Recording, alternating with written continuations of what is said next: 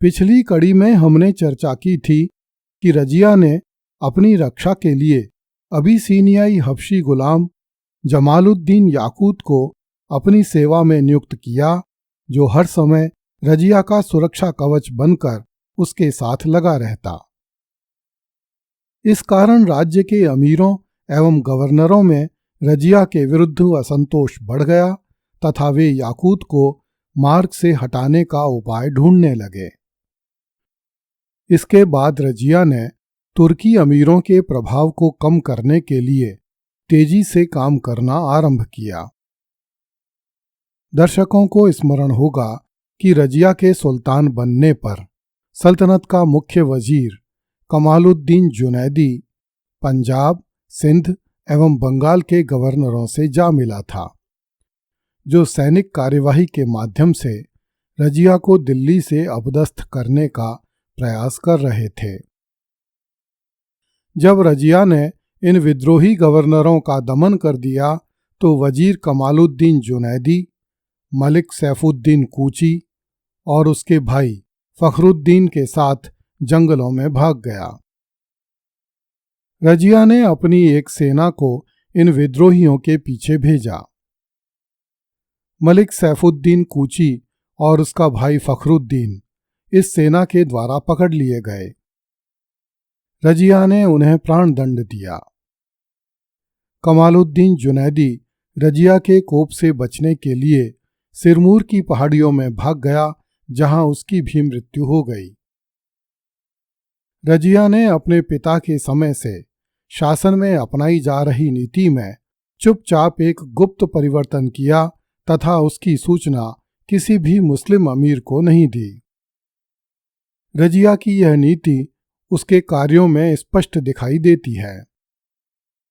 रजिया ने हिंदू राजाओं के राज्य पूर्णतः नष्ट करने की बजाय उनमें से कुछ राजाओं को फिर से उनके राज्यों में स्थापित होने का अवसर दिया, ताकि भविष्य में हिंदू राजाओं से मित्रता करके तुर्की अमीरों पर नियंत्रण किया जा सके। शीघ्र ही रजिया को दो ऐसे अवसर प्राप्त हो गए। जब रजिया के पिता सुल्तान इल्तुतमिश की मृत्यु हुई थी तथा रुकनुद्दीन फिरोज शाह को नया सुल्तान बनाया गया था, तब स्वर्गीय चौहान सम्राट पृथ्वीराज के वंशजों ने रणथंभौर के दुर्ग को घेर लिया, जो कि रणथंभौर दुर्ग के पुराने शासक थे। रुकनुद्दीन फिरोज शाह एवं उसकी माता शाह तुर्कान रणथंभौर दुर्ग में फंसी हुई तुर्की सेना को बाहर से कोई सहायता नहीं भेज सके। इस कारण दिल्ली की तुर्की सेना रणथंभौर दुर्ग में फंस गई। जब रजिया सुल्तान बनी तो उसने रणथंभौर दुर्ग पर घेरा डाले बैठी चौहान सेना के विरुद्ध सेना भेजने का विचार किया, किंतु अचानक ही रजिया ने अपनी नीति बदल दी तथा उसने रणथंभौर जाने वाली सेना को निर्देश दिया कि उसका काम राजपूतों से समझौता करके अपने तुर्की भाइयों को रणथंभौर दुर्ग से सुरक्षित बाहर निकालने का है।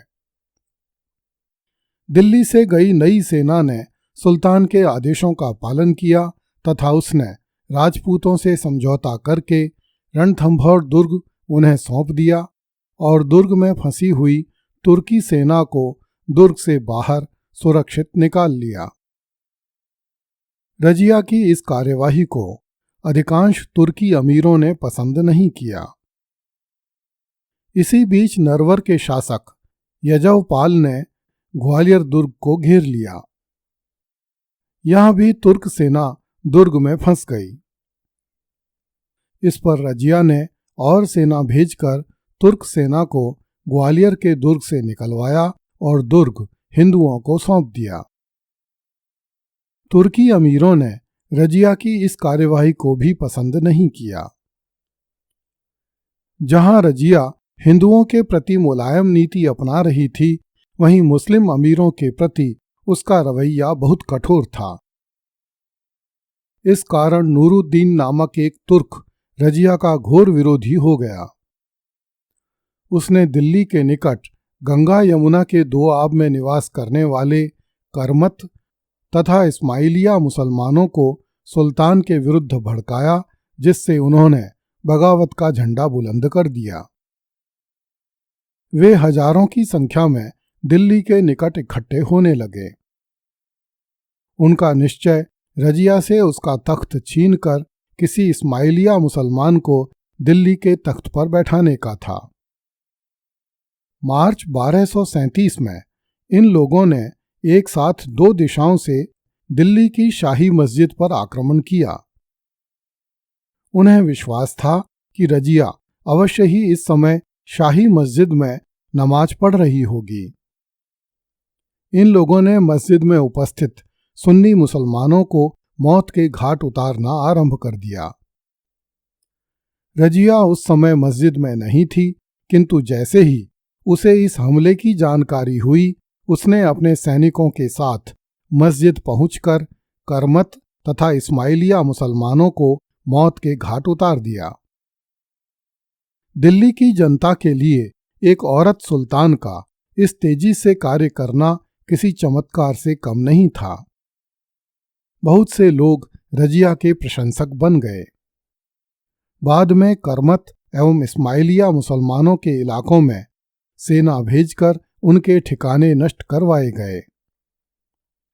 उन्हीं दिनों रजिया ने एक भारतीय मुसलमान को अपने दरबार में महत्वपूर्ण स्थान प्रदान किया। यह व्यक्ति कुछ दिन पहले ही हिंदू से मुसलमान बना था। यह नियुक्ति तुर्की अमीरों को पसंद नहीं आई और वे रजिया को गहरी शंका की दृष्टि से देखने लगे, किंतु रजिया ने उनकी परवाह नहीं की तथा तुर्की अमीरों को लाल आंखों से देखती रही। रजिया के औरत होने के कारण इस बात का खतरा बहुत अधिक था कि पुरुष प्रधान मुस्लिम सल्तनत में स्त्री सुल्तान का पद कम महत्वपूर्ण हो जाए तथा इल्तुतमिश द्वारा गठित 40 गुलामों का मंडल अथवा अन्य तुर्की अमीर सुल्तान एवं सल्तनत पर हावी हो जाएं। किंतु रजिया ने सुल्तान के पद को हर हालत में सबसे ऊपर तथा महत्वपूर्ण बनाए रखा। रजिया पहली सुल्तान थी जिसने पूरे आत्मविश्वास के साथ स्वयं को सुल्तान की तरह पेश किया। उसके पहले कुतुबुद्दीन ऐबक, इल्तुतमिश और रुकनुद्दीन फिरोज शाह ऐसा करने की हिम्मत नहीं जुटा सके थे।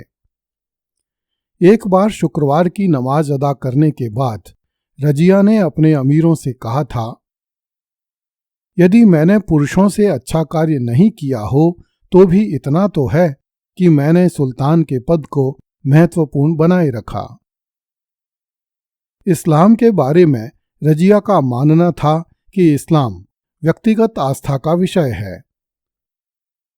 सुल्तान अथवा सल्तनत के लिए यह आवश्यक नहीं है कि वह गैर इस्लामी रियाया को इस्लाम कबूलने के लिए विवश करे अथवा उसे तंग करे।